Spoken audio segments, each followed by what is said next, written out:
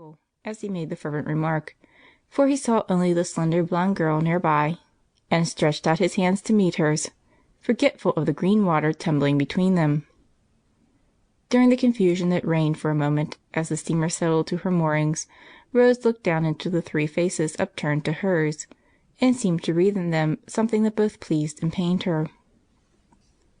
It was only a glance, and her own eyes were full, but through the mist of happy tears she received the impression that Archie was about the same, that Mac had decidedly improved, and that something was amiss with Charlie. There was no time for observation, however, for in a moment the shoreward rush began, and before she could grasp her traveling bag, Jamie was clinging to her like an ecstatic young bear. She was with difficulty released from his embrace, to fall into the gentler ones of the elder cousins, who took advantage of the general excitement to welcome both blooming girls with affectionate impartiality. Then the wanderers were borne ashore in a triumphal procession, while Jamie danced rapturous jigs before them even on the gangway. Archie remained to help his uncle get the luggage through the custom-house, and the others escorted the damsels home. No sooner were they shut up in a carriage, however, than a new and curious constraint seemed to fall upon the young people, for they realized, all at once, that their former playmates were men and women now.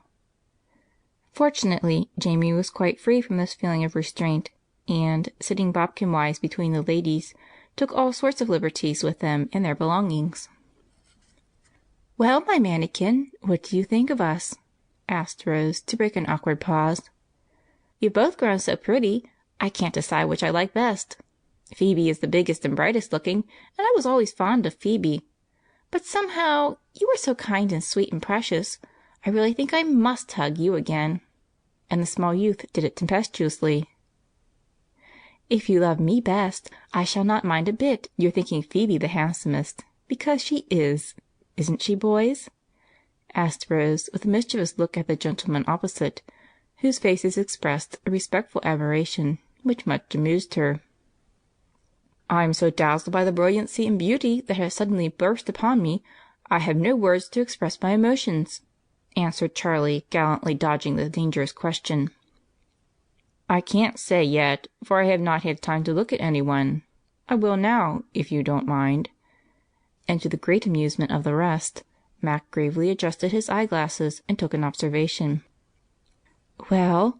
said Phoebe, smiling and blushing under his honest stare, yet seeming not to resent it, as she did the lordly sort of approval which made her answer the glass of Charlie's audacious blue eyes with a flash of her black ones.